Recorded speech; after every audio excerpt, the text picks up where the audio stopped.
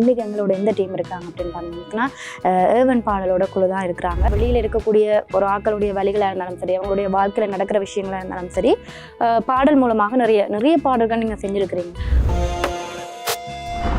ஆயுதம் யாரிடம் வேண்டும் காண போர்க்களம், ஆயிரம் அவமானம் பட்டதால் உணர்ந்தோம் எங்களுக்கும் இருக்கிட தன்மானம். கைய கட்டி வாய நீ கொத்தி நீண்ட காலம் போச்சியாச்சி வரும் வாரு ஏறி யாரு சொன்னா நாங்க இங்க ஒரு கூலிய வேலிய தண்டு மச்ச நிவிழ்ச்சிக்கு மூடியா. இல்லாட்டி எங்களுடைய வாழ்க்கையில் இல்லாட்டி நாங்கள் கடந்து போகிற விஷயங்களை தான் என்னுடைய பாடல்கள் அநேகமாக சொல்லி கொண்டிருக்கோம். ஜென்ரலாக எல்லாருக்குமே இன்றைய காலகட்டத்தில் இந்த பொறாமை அப்படின்ற ஒரு விஷயம் எல்லாருக்குமே இருக்குது. எழுத்து சினிமா நிறைய வளராமல் இருக்குது அப்படின்னு கூட சொல்லலாம். ஸோ உங்களுக்கு ஒரு பர்சனலாக நீங்கள் ஒரு திரைப்படத்தை பார்க்கும்போது இந்த பாட்டை வந்து இப்படி எடுத்தால் நல்லா இருக்குமா? முதல்ல எங்கடாக்கள் எங்களை பார்க்கணும். நிச்சயமா இதுதான் பேசிக், இதுதான் அடிப்படையில் நிற்குது. படத்தில் வந்து பார்த்தீங்கன்னா யாழ்ப்பாணத்தை பொறுத்த வரைக்கும் ட்ரக்ஸ் அடிக்டட், போதைப் பொருட்களால் வந்து பாதிக்கப்பட்டு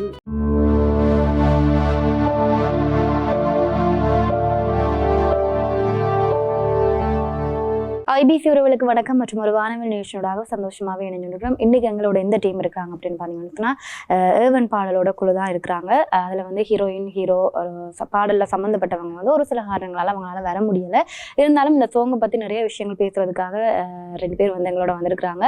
அதில் வந்து மியூசிக் டைரக்டர், அது மட்டும் இல்லாமல் அவர் வந்து அதில் ரெப்பும் பாடியிருக்கிறார். சிவி லக்ஸை வந்து பெரும்பாலும் எல்லாருக்கும் தெரிஞ்சிருக்கும். ஸோ அதோட வந்து ரமணனும் இணைஞ்சிருக்கிறாங்க, அந்த பாடலை வந்து பாடினவங்க. ஸோ இந்த பாட்டை பற்றி நிறைய விஷயங்கள் நாங்கள் அவங்க கிட்ட கேட்டுக்கொள்ளலாம். வணக்கம் 2 பேருக்கும். வணக்கம். ஸோ பாட்டு வந்து நான் பார்த்துருந்தேன். சிவி லக்ஸை பொறுத்த வரைக்கும் எப்போவுமே சொல்லி கலைஞர், அதாவது வெளியில் இருக்கக்கூடிய ஒரு ஆக்களுடைய வழிகளாக இருந்தாலும் சரி, அவங்களுடைய வாழ்க்கையில் நடக்கிற விஷயங்களாக இருந்தாலும் சரி, பாடல் மூலமாக நிறைய பாடல்கள் நீங்கள் செஞ்சுருக்கிறீங்க. ஆனால் இதில் ஸ்பெஷலாக ஒரு மலையக மக்களனோட அந்த பாட்டின் வரியாக இருந்தாலும் சரி, மியூசிக்காக இருந்தாலும் சரி, உண்மையாகவே எல்லாமே நல்லா இருந்துச்சு. அதோட எண்ட் சீன் வந்து எனக்கு ரொம்ப பிடிச்சிருந்துச்சு. என்ன சொன்னால், இப்போ மலையகத்தான் அப்படின்றது வந்து இன்றைக்கு வரைக்கும் ஒரு குறிப்பிட்ட சில பேரை இவை இப்படித்தான் அது அந்த காலத்துலேருந்து இன்றைக்கு வரைக்கும் அந்த விஷயம் தொடர்ந்து கொண்டே இருக்கு.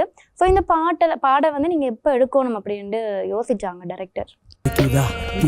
சாயம் அதை தரையிற என்ன பேதம், நிறம் குணம் இனம் கொண்ட வேசம், நாங்கள் இழக்கவில்லை எங்கள் அடையாளம். பச்சை கொழுந்து சொல்ல மறந்த கதைகள் இங்கிருந்து, தலைமையில தெயில கொழுந்து கூட மலை மேல வாயில வெத்தல வாட, வாங்கி வந்த சாபம் இல்ல வரம் இது. நீங்க சுத்தி பார்க்கும் மலை எங்கள் பாட்டம் கொடுத்தது வேறையா, நீ பார்க்கிறத நிறுத்து. மலை காடுகளில் எங்கள் பேரு இருக்கு, யாருக்கும் அடிமை இல்ல, புரிந்து வெறுப்பு எனக்கு சக மனிதன் உணர்ந்து நடத்து. எம்மை தரம் தாழ்த்திடும் உங்கள் உயரம் என்ன மலையகத்தான், நாங்கள் ஒன்றும் இழிவு இல்ல. வெட்டி மழை வெட்டி இந்த மண் வெட்டி போன காடு இன்று மலை நாடு, கோதுமை ரொட்டி திண்டு பாட்டம் போன்ற உழைப்புல தேயில வரும் மனம் உயர்ந்தது பாரு. வளமை பொழுதுதான் நான் நிறைய நிகழ்ச்சிகள் வந்துட்டேன். என்னன்னு சொன்னால், ஒரு இடத்துக்கு போகும்போது இல்லாட்டி எங்களுடைய வாழ்க்கையில் இல்லாட்டி நாங்கள் கடந்து போகிற விஷயங்களை தான் என்னுடைய பாடல்கள் அநேகமாக சொல்லி கொண்டிருக்கோம். நான் நான் அனுபவ ரீதியாக உணர்ந்த விஷயங்களை வச்சு அதில் பாதிப்புகளால் வெளியிடுறது தான் என்னுடைய அனைத்து படைப்புகளாகவே இருக்கிறது. அந்த வகையில் வந்துட்டு மலையகம் என்றது நான் ஒரு 5-6 வருஷமாக இந்த பாடல் படப்பிடிப்புகளுக்காகவும் சரி, நண்பர்களுக்காகவும் சரி அடிக்கடி போய் வர ஒரு இடம். ஸோ அங்கே வந்து நான் பார்த்த ஒரு விஷயம் இல்லாட்டி எனக்கு ரொம்பவே பாதித்த விஷயத்தை வச்சு ஏற்கனவே நான் மலையகத்தை அவங்களுடைய அந்த மக்கள் படுற வழிகளை வச்சு ஏற்கனவே 2 பாட்டு செஞ்சுட்டேன். டீ என்ற ஒரு சாங் செஞ்சேன் நான் 2023 டீ என்ற ஒரு சாங். அதுவும் வந்து அவங்க அந்த லய வாழ்க்கையை பற்றி சொல்கிற ஒரு பாட்டு. அவங்க அதில் வந்து மீண்டு வரணும்னு சொல்லி எந்த ஒரு பாட்டுமே அவங்கள வந்து மட்டம் தட்டி வைக்கிறதில்ல, அது வந்து எடுத்து சொல்கிறோம். நீங்கள் வெளியில் வரணும் என்ற ஒரு விஷயம் இல்லாட்டி அந்த இளைஞர்கள் வந்து அதை வந்து உணர்ந்து வெளியில் வரணும்ன்றதுக்காகத்தான் இது ஒரு மோட்டிவேஷனலாக தான் இருக்குது. அதே மாதிரி தான் இப்போ இந்த பாட்டு ஏவனும் வந்து அவங்கள வந்து மட்டம் தட்டுறதுக்காக உருவாக்கப்பட்ட ஒரு படைப்பு இல்லை. நீங்கள் வந்து வெளியில் வரணும் என்று ஒரு வீராப்பா சொல்கிற ஒரு மாதிரி தான் அந்த பாட்டு. ஸோ நீங்கள் சொல்லுங்கள் பாட்டை பற்றி. பாட்டு நீங்களும் பாடி இருக்கிறீங்க. ஸோ இதுக்கு முதல்ல எந்த ப்ராஜெக்ட் செஞ்சுருக்கிறீங்களா? எனக்கு இந்த இதெல்லாம் இன்டர்வியூ எல்லாம் எனக்கு புதுசு. ஓகே. நான் இப்போ மெடிக்கல் ஸ்டூடெண்ட் வந்து. ஓகே. ஸ்கூலில் படிக்கலையே சும்மா மியூசிக் இண்டஸ்ட்ரி இருக்கு. காம்படிஷன் போட்டிக்கெல்லாம் போகிறது. இப்போ இங்கே இருக்கிறது அது காரணம் அம்மா நல்லா சப்போர்ட் பண்ணுவாங்க. அடுத்தது எங்கள் பள்ளிக்கூட மியூசிக்ஸ் கிருஷ்ணா சார்னு சொல்லி அவர் தான் ஒரு நேஷனல் லெவல்லாம் போயிருக்கேன் நான்.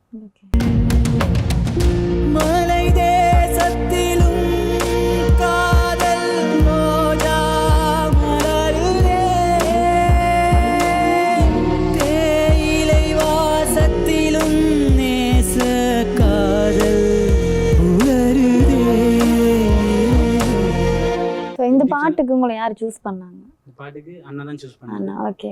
டிக்டாக் வந்து முன்னுக்கு வந்து இந்த யூடியூப் சேனல் ஒன்றும் வச்சிருந்தேன் ரமணன் சிவான்னு சொல்லி. அப்போ அதில் அவ்வளோ பெரிய ரீச் அப்படி ஒன்றும் இல்லை. ஓகே. எங்களோட ஃப்ரெண்ட்ஸ் தான் சொன்னவங்க இப்படி டிக்டாக் துறடா ஓகே இருக்கும் அப்படின்னு சொல்லி. அப்போ அதுக்கு பிறகு தான் அண்ணா ஒரு பாட்டு ஒன்று பார்த்துட்டு அண்ணா தான் கூப்பிட்டார். முன்னுக்கு இந்த பாட்டு செய்யலை, மாதகள் பாட்டுன்னு ஒன்று செஞ்சேன். ஓகே. ஓகே. நான் ஒரு 2-3 ப்ராஜெக்ட் செஞ்சுருக்கேன். ஆனால் எல்லாமே அவ்வளோத்துக்கு ரிலீஸ் ஆகி அப்படி நடந்தது இல்லை. ஓகே. சின்ன சின்ன இஷ்யூஸால் அப்படியே போயிட்டு இந்த பாட்டு தான் ரிலீஸ் ஆகி இது அண்ணாவே டிரெக்ட் பண்ணுன்னு சொன்னவர். அப்போ இப்படி கேட்டவர் வாங்க பாடுவோம்னு சொல்லி அண்ணா அப்படியே சொல்லி தந்தது அப்படியே பாடினா அவ்வளோதான். மற்றபடி ஓகே. பாட்டு நீங்கள் பார்த்தீங்களா? ஃபுல்லாக பிடிச்சிருந்துச்சா? நல்லா போயிட்டு. ஓகே.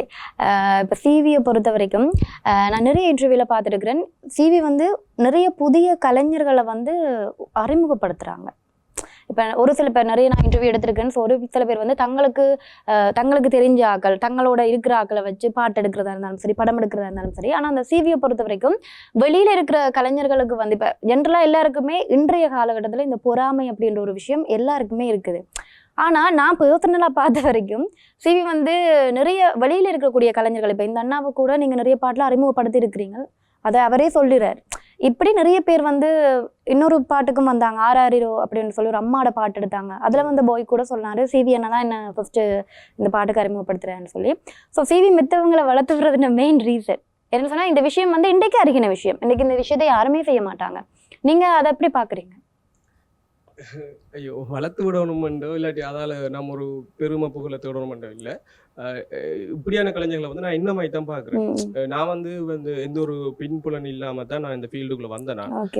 ஸ்டில் நான் ட்ரை பண்ணி கொண்டாண்டு இருக்கிறேன். எனக்கு வந்துட்டு வெற்றி பெற்றவங்க இல்லாட்டி ஆல்ரெடி பிரபலமாக இருக்கிறவங்கன்றதை தாண்டி முயற்சி செய்து கொண்டு இருக்கிறவங்களே எனக்கு நிறைய பிடிக்கும். வெற்றியோ தோல்வியோ இன்னும் ஓடிக்கொண்டு இருக்கிறோம். சில பேர் வந்து வாய்ப்பு கேட்பாங்க, ஆனால் எனக்கு பாடணும், யாருடையாவது பாணியை பின்பற்றி ஏதாவது சென்ட் பண்ணினா நான் அதை நான் நோட் பண்ணுறதும் இல்லை, பார்க்குறதும் இல்லை. அட்லீஸ்ட் வந்துட்டு என்னோட கேட்டதுக்கு பிறகு சரி அவங்க ஏதாவது முயற்சி செய்து கொண்டு இருந்தாங்க. இப்போ இவர் ரமணன் சிவா வந்துட்டு நான் இவரோட நான் ரொம்ப அட்ராக்ட் ஆகிறதுக்கு ஒரு ப்ராஜெக்ட் கொடுக்கணும் ட்ரை பண்ண என்னன்னா, இவர் வந்துட்டு டிக்டாக்ல ஏதாவது பாடி போட்டுட்டே இருப்பார். அது வந்து ஒரு முயற்சி. யாரையும் நம்பாம இவர் வந்து என்ன நம்ப தேவையும் இல்லை. நான் அறிமுகம் செஞ்சதில்லை, இவர் ஆல்ரெடி அறிமுகமான ஒரு ஆள் பிரபஞ்சத்துக்கு. இவர் வந்து நான் வந்து இதுக்குள்ள என் மூலமா என்ன ஒரு ஸ்டெப் தான் கொடுத்துருக்கேன். இவர் என்ன தாண்டி கூட போகக்கூடிய ஒரு பவர் உள்ள ஒருத்தர். நாங்க அறிமுகம் செஞ்சு எதுவுமே இல்லை, நாங்க ட்ரை பண்ணிட்டு இருக்கிறோம் பாருங்க, நாங்க எங்களை ப்ரூவ் பண்ணிட்டே இருக்கிறோம் தானே. அப்படியான ஆட்கள் இருந்தா நான் எப்பவுமே அவங்களோட வேலை செய்ய தயாராக. எனக்கு கட்டாயம் பிரபலம் தான் தேவை, இல்லாட்டி அவங்க நம்பர் ஆஃப் கவுண்டிங் வியூஸ் தான் தேவை, அதெல்லாம் எனக்கு தேவையே இல்லை.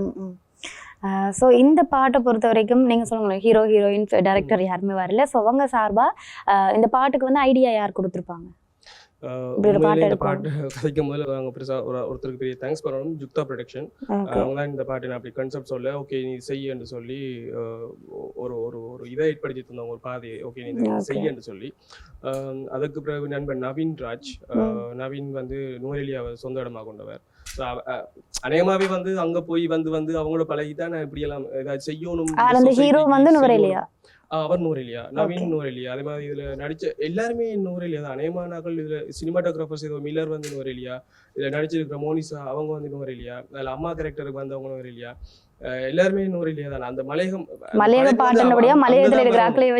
இது நான் அங்க இருந்து யாருமே இப்படி ஒரு விஷயத்த கையில எடுத்து செய்யாதபடியா நான் செய்யறேன். டீ சாங்கும் வந்துட்டு ஒரு ஒரு அரசியல்வாதிகளை பார்த்து கேள்வி கேட்கிற மாதிரி தான் அந்த பாட்டு இருந்தது. இன்னுமே நீங்க எங்களை இப்படியே வச்சிட்டு இருக்கீங்க, எங்களை வளர விடுங்க, எங்களை படிக்க விடுங்க என்ற மாதிரி தான் அந்த கான்செப்ட் இருந்தது. அதே மாதிரி தான் இதுல வந்து படிப்பு மூலம் ஒருத்தன் வந்து வளர்ந்து வாரான், தாசப்பட்ட ஒரு லட்சியத்தை அடைகிறான் என்றதுதான் ஏவன். அதே மாதிரி இதுல வேற தனுஷா பாடியிருக்கா, ஃபீமேல் வோக்கல் பாடி இந்த தனுஷான்ற பிள்ளை, அவன் ஒரு அதே மாதிரி இதுல நானும் வெளி மாவட்டம். இந்த பாடல் வந்து எத்தனை நாட்கள் எடுக்கப்பட்டது மலையாளத்துல? 5 நாள். அது 3 நாள் ஷூட் முடிப்போம் போனது. 5 நாளை தாண்டிட்டு இடையில சின்ன சின்ன சிக்கல்கள், நாங்கள் எதிர்பார்த்துட்டு போகிற ஒரு விஷயம், சில வேலை உண்டு காலநிலை குழப்பம், இன்னொன்று வந்து அங்கே நாங்கள் எதிர்பார்த்துட்டு போன விஷயமே நடக்கல சில விஷயங்கள். அதால் வந்து இன்னும் அந்த காலம் வந்து கூடிட்டு படப்பிடிப்புக்கு போட்ட காலமும் கூடிட்டு காலநிலையும் குழப்பி விட்டு ஒரே வழியாக மழை பெஞ்சு கொண்டிருக்கும். அதால் சில அவுட் ஷூட் வந்து பின்தள்ளி போட்டு தான் எடுக்க வேண்டியிருந்தது. ஓகே, இந்த அண்ணாட கதைக்கலாம். ஸோ நீங்கள் வந்து படிச்சும் இருக்கிறீங்க, இப்போ இந்த விஷயத்துக்கு அதாவது சினிமாவுக்குள்ளேயும் இறங்கிட்டீங்க. ஸோ இனி வரக்கூடிய காலங்களில் இப்போ நீங்கள் ஒரு பாடகராகவும் இருக்கிறீங்க. ஸோ எந்தெந்த பாடல்கள் வந்தால் இன்றைக்கி ஈழத்து சினிமா நிறைய வளராமல் இருக்குது அப்படின்னு கூட சொல்லலாம். ஸோ உங்களுக்கு ஒரு பர்சனலாக நீங்கள் ஒரு திரைப்படத்தை பார்க்கும்போது இந்த பாட்டை வந்து இப்படி எடுத்தால் நல்லா இருக்குமோ அப்படின்ற மாதிரி ஏதாச்சும் ஐடியாஸ் இருக்கா? ஏனுங்கட ஈழத்து சினிமா இன்னும் வளரையில அப்படின்ற மாதிரி இருக்கா? அதெல்லாம் கதைக்கிற அளவுக்கு இது இல்லை. ஆனா நீங்க நிறைய மூவிஸ் பார்த்துருப்பீங்கல்ல, ஒரு சில திரைப்படங்கள் பார்த்துருப்பீங்க, எங்களோட இந்தியன் சினிமா பார்த்துருப்பீங்க. ஸோ அவங்களோட பார்க்க எங்களோட சினிமாவை வந்து இந்தியன் சினிமாவோட கம்பேர் பண்றது கூட. பட் நீங்க ஒரு கலைஞனா என்ன நினைக்கிறீங்க, என்ன செஞ்சா அந்த விஷயங்கள் வளரும் அப்படின்ற மாதிரி? இப்போ என்னை பொறுத்த வரைக்கும் நாங்கள் இங்கே என்ன மாற்றம் செய்யணும்னு சொன்னால் முதல்ல எங்களை பார்க்கணும். நிச்சயமா இதுதான் பேசிக், இதுதான் அடிப்படையில் நிற்குது. நார்மலாகவே நம்ம என்ன சொல்றது, இங்கிருந்து தென்னிந்திய ஒரு தொலைக்காட்சியில போனா தான் ஏற்கனவே இங்க காலங்காலமா பாடிட்டு இருப்பான், மேடையில பாடிட்டு இருப்பான், அங்க இங்க சந்தி மூல முடுக்கெல்லாம் பாடிட்டு இருப்பாங்க, கண்டுகொள்ள மாட்டாங்க. இங்க இருந்து ஒரு தென்னிந்திய தொலைக்காட்சியில போய் அந்த ஸ்கிரீன்ல வந்தா தான் அதுக்கு பிறகு மக்கள் திரும்பி பாக்குறாங்க. எங்கட பிள்ளைகள்னு சொல்லி அதுக்கு பிறகுதான் ஒரு சமூக தளத்திலையும் சரி எங்கேயும் சரி அந்த ஒரு அங்கீகாரத்தை கொடுக்குறாங்க. அதுக்கு எங்கட அதோட மைண்ட் செட் மாறாட்டி எதுவுமே செய்யலாது. ஆயுதம் யாரிடம் வேண்டும் காண போர்க்களம், ஆயிரம் அவமானம் பட்டதால் உணர்ந்தோம் எங்களுக்கும் இருக்கிட தன்மானம். கைய கட்டி வாய நீ கொத்தி நீண்ட காலம் போச்சியாச்சி வரும் பாரு ஏறி யாரு சொன்னா நாங்க இங்க ஒரு கூலிய வேலிய தண்டு மச்ச நிவிழ்ச்சிக்கு மூடியா உணர்வு போன குத்தமா ஒரு நின்ற கதைக்கு வட்டமா கறிவை வளர்த்து வாங்கு பட்டமா முத்திர குத்து நீ சத்தமா சத்தமா சத்தமா சத்தமா. Hello CEO Navin Enterprises. கைய கட்டி நின்றா உன் தலைமுறை தள்ள குனியும் மணியும் கொஞ்சம் நிமிரிடா, பிரிச்சு பார்க்கும் ஒரு பெரும் சபையில் உன் படிப்பு உன்ன நிமித்தி நின்று நீயும் உணரிடா. ஆனா இப்ப உங்களை பொறுத்த வரைக்கும் நீங்க நிறைய பாடல்கள் வந்து ரிலீஸ் பண்ணிருக்கிறீங்க. ஆனா நிறைய பேருடைய வலிகள் வேதனைகள் அவங்க லைஃப்ல நடக்கக்கூடிய ஸ்டோரி அதை தான் நீங்க ஒரு பாடல்களா கொண்டு வாரீங்க.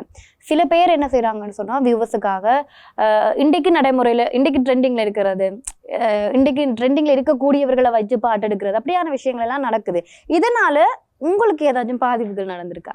இப்போ ஏன்னா நீங்க ஒரு இடத்துலையோ அல்லது சரி ஒரு முறக்கப்படுற ஒரு மனிதர்களையோ சார்ந்திருக்கக்கூடிய பாடல்கள் தான் எப்பவுமே எடுத்துட்டு இருக்கேன். இன்றைக்கு கூட அந்த பாடல் தான் ரிலீஸ் பண்ணி வந்திருக்கிறீங்க. ஸோ இதனால உங்களுக்கு ஏதாச்சும் பாதிப்புகள் இருக்கா? உங்களுடைய வாய்ப்புகள் மறுக்கப்படுகின்ற மாதிரி ஏதாச்சும்? எப்படி சொல்றது, இப்போ ஒரு பக்கம் இருட்டன் இருந்தா இன்னொரு பக்கம் வெளிச்சம் இருக்கத்தான் வேணும். என்னை பொறுத்த வரைக்கும் இந்த ஃபீல்டுக்குள்ள நான் என்னத்துக்காக வந்தனோ அதை இன்றைக்கு வரைக்கும் கடைசி வரைக்கும் செய்து கொண்டிருக்கிறேன். நாங்க வந்துட்டு ஒரு கொண்டாட்டத்துக்குரிய இனமும் இல்லை, நாங்க ஸ்டில் நாங்க ஒரு சுதந்திரமும் இல்லை, ஒரு மண்ணும் இல்லை, இன்னும் போராட்டமும் அதுவும் இது மட்டும் தெரிகிறோம். எங்கட இப்ப இருக்கிற ஜென்ரேஷன் அதை இன்னும் ஃபீல் பண்ணல. எங்களோட அம்மா அப்பா மூட்டை முடிச்சுகளோட ஊர் விட்டு ஊர் இடம்பெயர்ந்து போன மாதிரி நாங்கள் இப்போ என்ன சொல்றது ரொம்பவே கஷ்டப்பட்ட வளர்ந்த மாதிரி இந்த ஜென்ரேஷனுக்கு அப்படி ஒரு வாழ்க்கை கிடைக்கல. அதால அவங்க நாங்க கொண்டாடி கொண்டிருக்காங்க. அப்ப கொண்டாடுற மாதிரி ஒரு படைப்புகளை யாராவது கொடுத்து கொண்டே இருக்கட்டும், ஒரு மசாலாத்தனமான படைப்புகளை யாராவது கொடுத்து கொண்டு இருக்கட்டும். இன்னொரு பக்கம் கொண்டாடுங்க, நாங்க அடுத்த சந்ததிக்கு என்ன நடந்தது என்ன விஷயங்கள் இருக்கிறத நாங்க கொண்டு போய் கொண்டே இருக்கிறோம். அதை பத்தி நான் worry பண்ணவே இல்லை. எனக்கு இழந்தது என்ற எதுவுமே இல்லை, ஸ்டில் நான் அனுபவங்களை சம்பாதிச்சு கொண்டாண்டு இருக்கிறேன். ஓகே, நீங்க சொல்லும்போது ஒரு விஷயம், அதாவது நீங்க ஒரு ஃபாலோவர்ஸ் ஒரு வியூவர்ஸ் அது எல்லாமே எதிர்பார்க்கல. என்னோட விஷயம் நான் நாட்டுக்காக இந்த விஷயம் செய்யணும்னு நினைக்கிறேன். ஸோ அதை உங்களோட பாணியில செஞ்சுட்டு இருக்கிறீங்க. அப்படி இனி வரக்கூடிய காலங்கள்ல உங்கள்ட்ட இருந்து இப்படியான பாடல்களை எதிர்பார்க்க முடியுமா, இல்ல வேற வித்தியாசமான கதைக்களங்களோட எதிர்பார்க்க முடியுமா? இப்போ இந்த ஃபீல்டுக்குள்ள நான் 14 வருஷம் தாண்டி அட்வான்ஸ்ல எடுத்து 2009ஆம் ஆண்டுக்குள்ள வந்த நான் இப்போ 14 வருஷம் தாண்டிட்டு இப்போ கொஞ்சம் யோசிக்கிறேன்.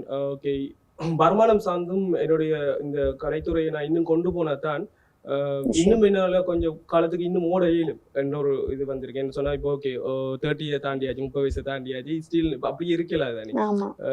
நிச்சயமா என்னுடைய பாணியிலான இந்த வழிகளை சொல்ற விஷயங்கள் கட்டாயம் இருக்கும். அதோட சேர்ந்து கொஞ்சம் கமர்ஷியலுக்குள்ள போக முடியும் யோசிச்சிருக்கேன் இந்த வருஷத்துக்கு.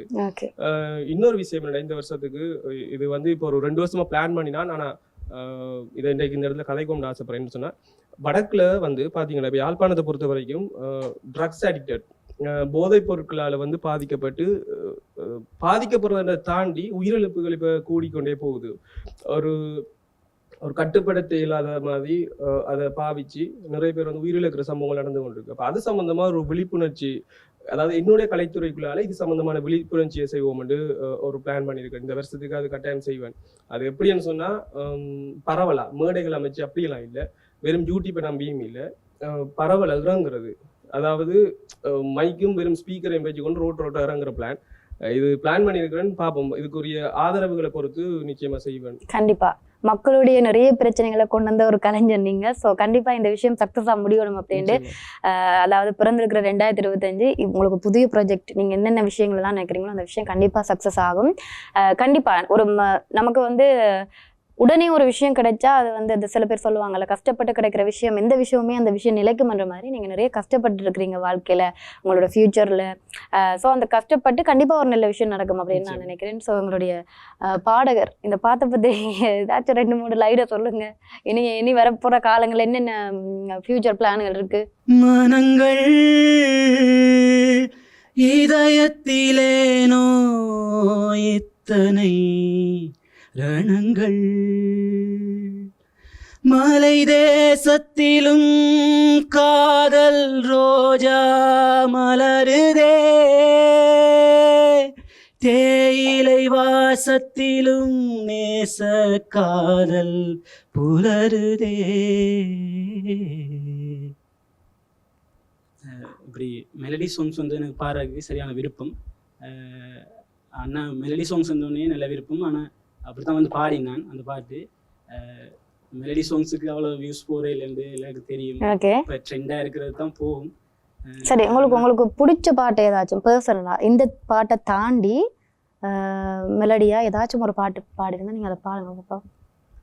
கள்ளூர பார்க்கும் பார்வை உள்ளூர பாயுமே, துள்ளாமல் துள்ளும் உள்ளம் சல்லாபமே, வில்லோடு அம்பு 2 கொல்லாமல் கொல்லுதே, பெண் பார்வை கண்களின்று பொய் சொல்லுதே, முந்தானை மூடும் ராணி செல்வாக்கிலே, என் காதல் கண்கள் போகும் பல்லாக்கிலே, தேனோடையோரமே நீராடும் நேரமே, புல்லாங்குழல் தள்ளாடுமே பொன்மேனி கேளாய் ராணி, ராஜராஜ சோழன் நான், எனையாளும் காதல் தேசம் நீதான், பூவே காதல் தீவே.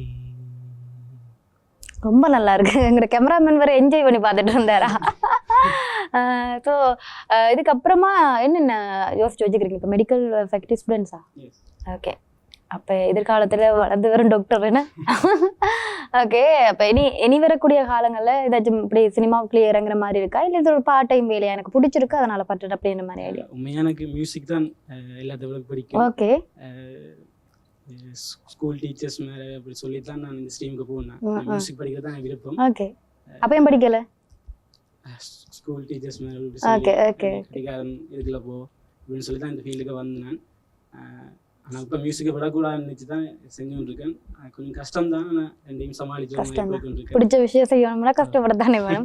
ஸோ நீங்களும் இனி வரக்கூடிய காலங்களில் நிறைய விஷயங்கள், அதாவது சிவி லக்ஸோடு சேர்ந்தாலும் மற்ற யாரோடையும் சேர்ந்திருந்தாலும் நிறைய ப்ரொஜெக்ட் தந்துட்டு எங்களுக்கு இன்டர்வியூக்கு வரணும் அப்படின்றத சொல்லிக்கொள்கிறோம்.